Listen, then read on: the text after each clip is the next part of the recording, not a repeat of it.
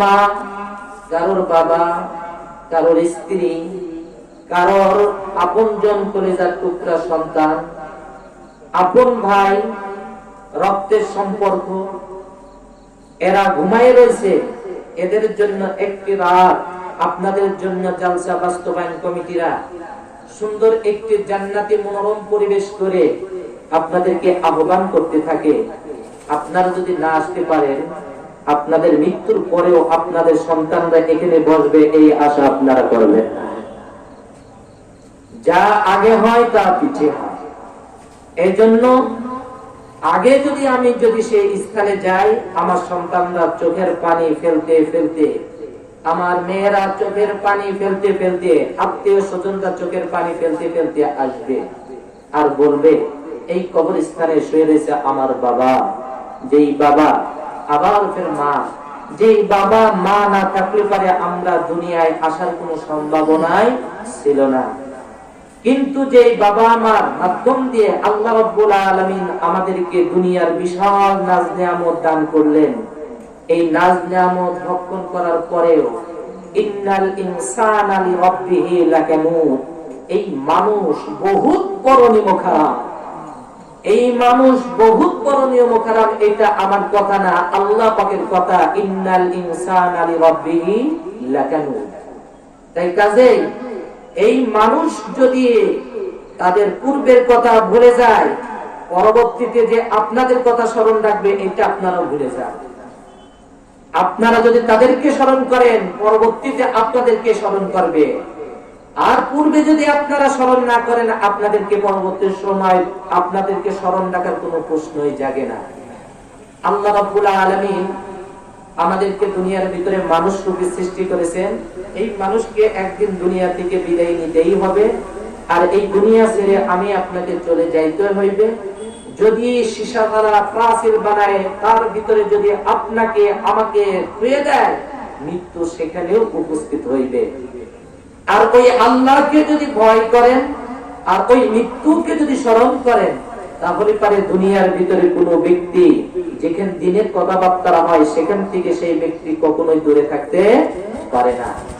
বদনসিব ওই সমস্ত ব্যক্তিদের প্রতি, বদনসিব ওই সমস্ত ব্যক্তিদের যারা সুন্দর পরিবেশ পাইল, মা বাবার জন্য দোয়া করার মতন একটি সুন্দর পরিবেশ পাওয়ার পর পরিবেশকে কার্যকর করতে পারল না, এর থেকে কপাল পুরা আল্লাহর জমিনে আর কেউ হইতে পারে না।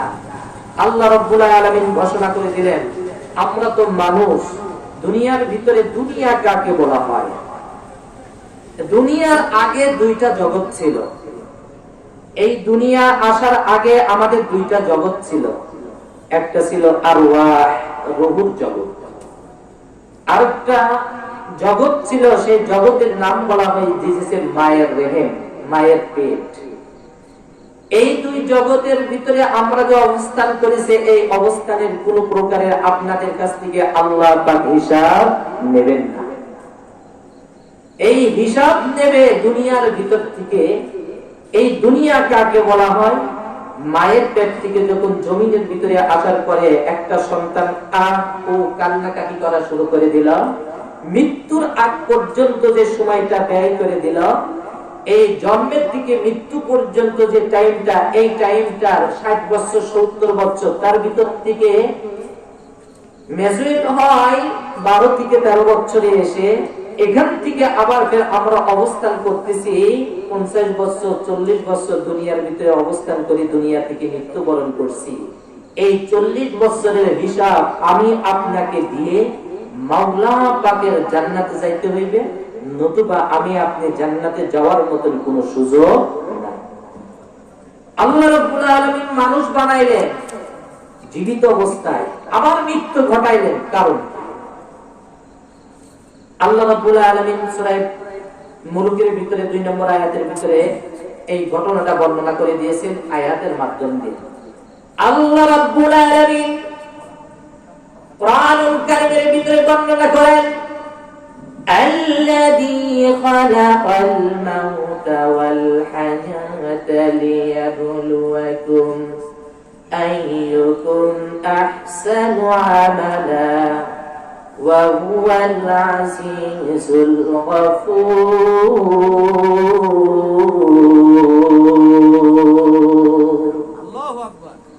আল্লাহ রাব্বুল আলামিন বললেন, যিনি সৃষ্টি করেছেন মৃত্যু এবং জীবন শুধুমাত্র একটাই কারণ, বান্দা দুনিয়ার ভিতরে আমাদেরকে পরীক্ষা করবে। আমি তোমাকে হায়াত দিলাম, হায়াতের ভিতরে বান্দা তুমি কতটুকু নেক কাজ করতে পেরেছো, কতটুকু তুমি বদকার করেছো।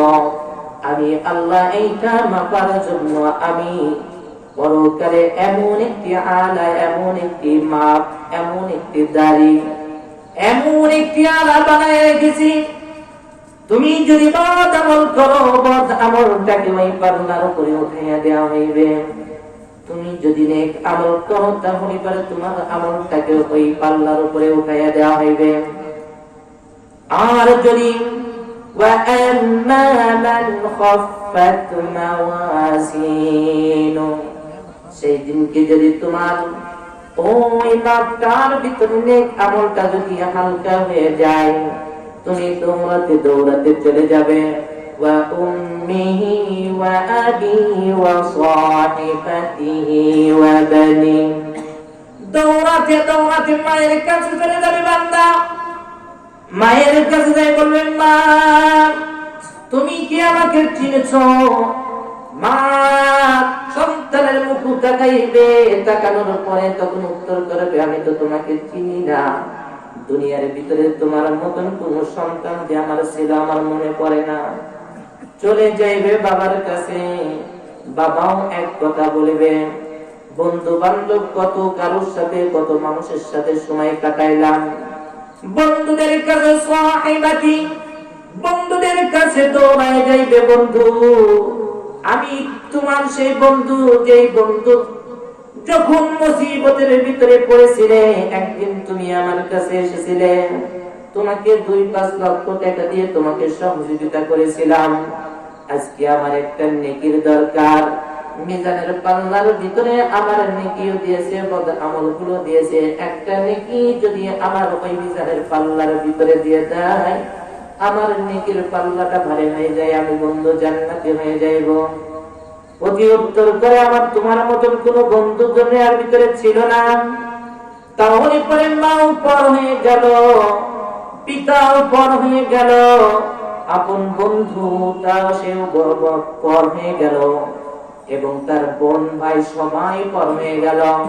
তখন ওই বন্ধু হাসরের ময়দানের ভিতরে আফসোস করতে থাকবে, হাই রে দুনিয়ার ভিতরে কাদেরকে মহব্বত করলাম, কাদের সাথে উঠা বসা করলাম।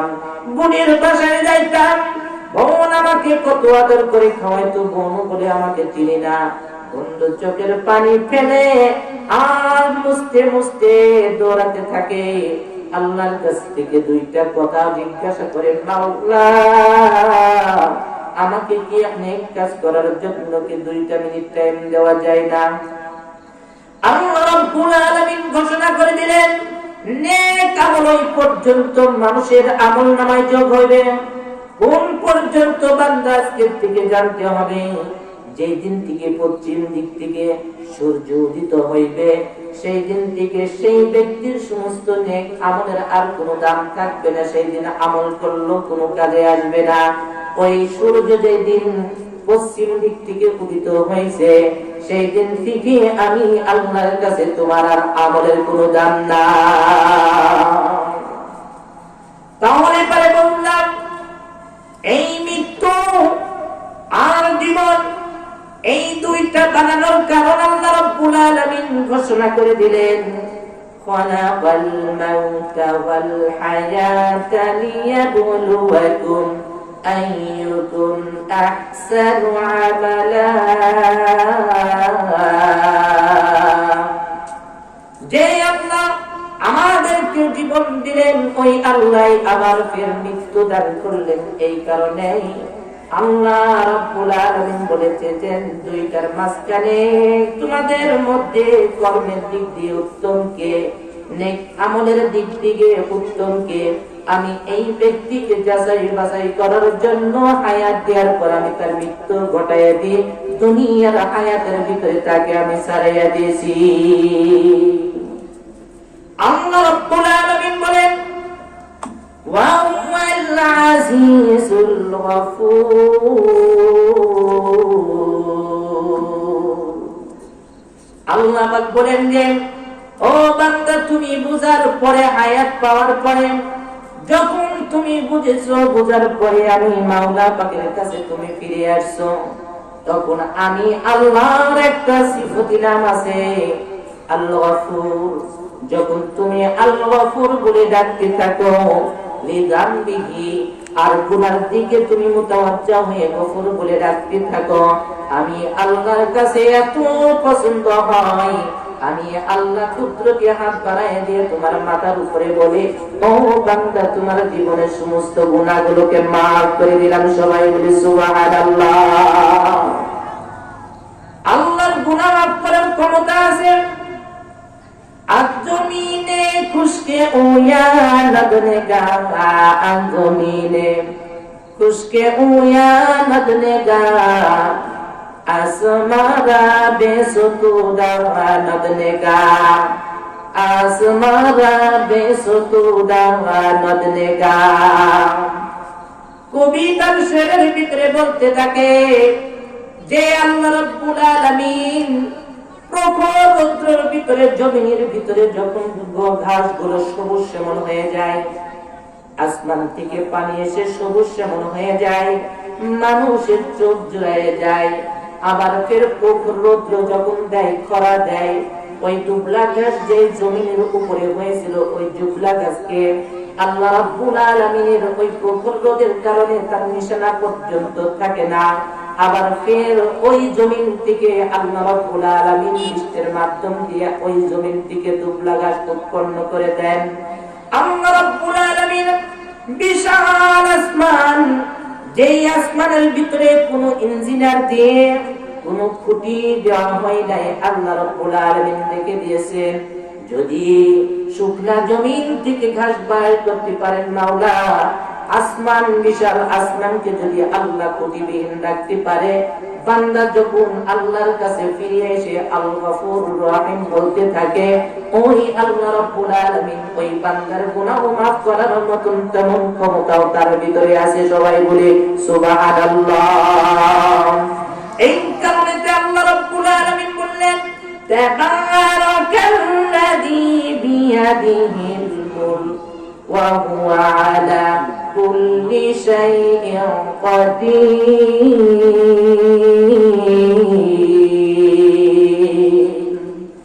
হযরতে ওমর রাদিয়াল্লাহু তাআলা আনহু এই দুনিয়ার অর্ধ জাহানের খলিফা ছিলেন। ওই খলিফাকে বলা হয়েছিল ওমর তুমি জান্নাতি মানুষ, এর ভিতরে কোনো সন্দেহ নাই। আল্লাহ রাব্বুল আলামিন তোমাকে জান্নাতি মানুষ হিসেবে আখ্যায়িত করে দিয়েছেন। ওমর রাদিয়াল্লাহু তাআলা আনহু নিশি রাত্রির ভিতরে মসজিদে নববীর ভিতরে যে তিনি ঢুকাইতেন আর তাহাজ্জুদের নামাজের ভিতরে কুনকুন করে কান্নাকাটি করতেন। হযরত সিদ্দিক আকবর হযরত ওমর রাদিয়াল্লাহু তাআলা আনহু একদিন মসজিদের ভিতরে ফুকসি দিয়ে দেখে যে হযরত ওমর তাহাজ্জুদের নামাজের ভিতরে দণ্ডায়মান দাঁড়ায় গেছে, ছোট ছোট করে তেলাওয়াত করেন। ওই মুহূর্তের ভিতরে হযরত ওমর রাদিয়াল্লাহু তাআলা আনহু এই অবস্থা দেখে, ওমর রাদিয়াল্লাহু তাআলা আনহুর অবস্থা দেখে হযরত আবু বকর সিদ্দিক নামাজের ভিতরে দাঁড়ায় গেল। দুইজনের সাথে প্রথম দিন সাক্ষাৎ হলো। এখন ওমর রাদিয়াল্লাহু তাআলা আনহু বললেন, আমি যদি নামাজ আদায় করি তাহলে পরে সিদ্দিক আকবরও আসে, আবার ফের ফারুক আযমও আসে। একদিন হযরত ওমর রাদিয়াল্লাহু তাআলা আনহু তার বাসার ভিতরে হযরত সিদ্দিক আকবর রাদিয়াল্লাহু তাআলা আনহু গেল। রাত তখন 3টা বাজে।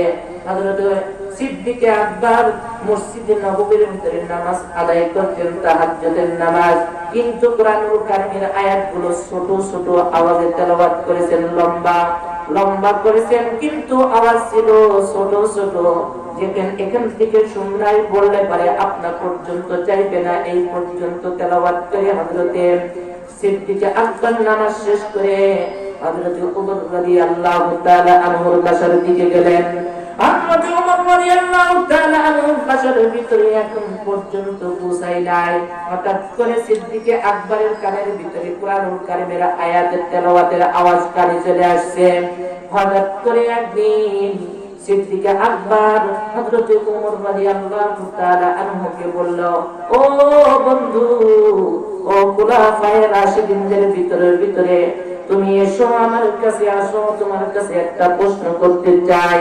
আমি যখন কুরআনুল কারীম তেলাওয়াত করলাম, আমি আস্তে আস্তে তেলাওয়াত করে তাহাজ্জুদের নামাজ শেষ করলাম, কিন্তু সিদ্দিক আকবর এই কথা বলার পরে ওমর রাদিয়াল্লাহু তাআলা আনহু বললেন, আমি তাহাজ্জুদের নামাজের ভিতরে জোরে আওয়াজে আমি জোরে জোরে তেলাওয়াত করেছি, কিসের জন্য তুমি জানো? বলে যে আমি তো জানি না। সিদ্দিক আকবরের কথা অনুপাতে ফারুক আজম বললেন, কুরআনুল কারীম আমি নামাজের ভিতরে এই কারণে জোরে পড়েছি, যতদূর পর্যন্ত কুরআনুল কারীমের আওয়াজ যাবে ততদূর পর্যন্ত শয়তান থাকবে, আমার কাছে বেরার মতন কোনো সুযোগ থাকবে না। তাহলে পারে তারা অর্ধ জাহানের খলিফা ছিলেন, কিন্তু এত দাম্ভিকতা, অহংকার, গৌরব তাদের ভিতরে ছিল না। কিন্তু আমরা একটা ইউনিয়নের যদি একটা ভারপ্রাপ্ত দায়িত্বশীল হয়, এমন পাওয়ার আছে যেই পাওয়ারের কারণে মনে হয় যে আমরা মানুষ নাই, আমরা অন্য জগতে চলে গেছি। কথা ঠিক কিনা? যদি ফারুক আজমের মতো অন্তজাহানের খলিফা বানাই দেওয়া হতো, তাহলে জমিনের সাথে তারা পা রাখতে পারত না। কথা ঠিক কিনা? আল্লাহ রাব্বুল আলামিন ঘোষণা করে দিলেন, শোনো বান্দা, আমি আল্লাহ রাব্বুল আলামিন অর্ধ জাহানের মালিক না, আমি হইতেছে সর্বময় কর্তৃত্ব, যার রাজত্ব আছে আমার হাতে সমস্ত রাজত্ব। এই কারণে আল্লাহ রাব্বুল আলামিন নিজে ঘোষণা করে দিয়েছেন, ওয়াল্লাহু আলা কুল্লি শাইইন কাদির। এই কারণে আমার কাছে সমস্ত ক্ষমতা, যে সমস্ত ক্ষমতার মালিকই আমি আল্লাহ। যতই আইন করে আইনকে পরিবর্তন করতে চায়, ওই আইন পরিবর্তন করে কোনো লাভ হবে না, যতক্ষণ পর্যন্ত ঈমান আর মৃত্যুর কথা আমি আপনার দিলের ভিতরে আসবে না, ততক্ষণ পর্যন্ত দুনিয়ার আইন দিয়ে কখনো বডিকে সংশোধন করা সম্ভব নয়। কথা ঠিক কিনা? আল্লাহ রাব্বুল আলামিন আরো ঘোষণা করে দিলেন, বান্দা, যেই দিনকে হাসরের ময়দান কায়েম হয়ে যাবে, আল্লাহ রাব্বুল আলামিন ঘোষণা করে দিবেন, মালিকি ইয়াউমিদ্দিন, আমি আল্লাহ আজকে যে কিয়ামত, এই কিয়ামতের দিবসের মালিক হইলাম আমি। এখন তোমাদের আর কারো কর্তৃত্ব হইবে না।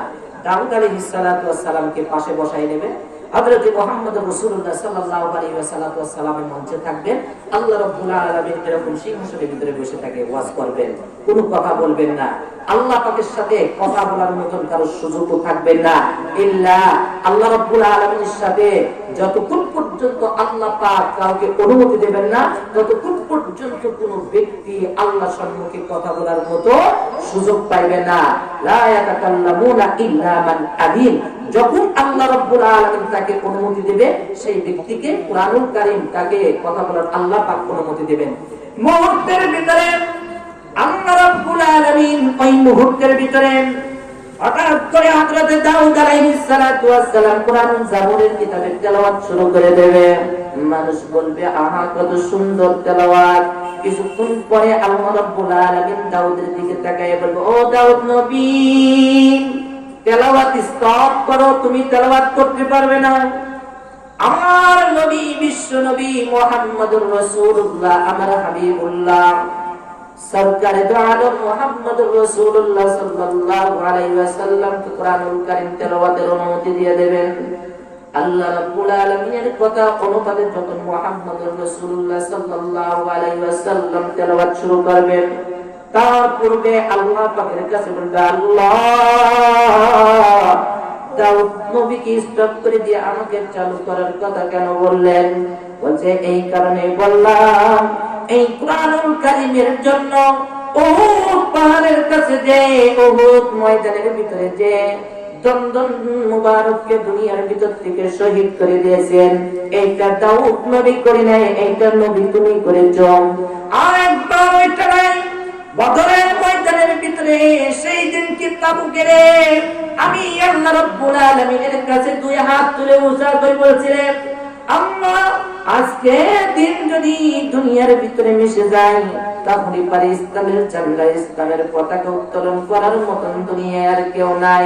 সেই দিন কি পয়গম্বরের কথা আমি শ্রবণ করে আসমান থেকে ফেরেশতা নাজিল করে দিয়ে বদরের ময়দানে যেই যুদ্ধ হয়েছিল সেই যুদ্ধের ভিতরে বিজয় লাভ করে দিয়েছিলাম মুহাম্মদের পক্ষে। আমাকে জিজ্ঞাসা করলেন, ও নবী তায়েফের ময়দানে যখন কুরআনুল কারীমের জন্য গিয়েছিলে মানুষের কাছে যখন গেলে তখন মানুষ তোমাকে বলল মাজনুন, পাগল। এই কুরআনুল কারীমের কারণে তুমি পাগল হয়েছো। ছোট ছোট বাচ্চারা তোমার দিকে পাথর নিক্ষেপ করে তোমার পা মুবারক শরীর মুবারককে ক্ষত বিক্ষত করে দিয়েছিলে। এই কুরআনুল কারীমের জন্য এমন অবস্থা হয়ে গেছে, এই কুরআনুল কারীমের কারণে তুমি রক্ত যখন শরীর থেকে জড়াইছো, এই কুরআনুল কারীম কেউ তেলাওয়াত করতে পারবে না, শুধুমাত্র সেই পারবে যার উপরে এরকম নির্যাতন এসেছে। পয়গম্বর আলাইহিস সালাতু ওয়াস সালাম তখন তেলাওয়াত করবেন ইয়াসিন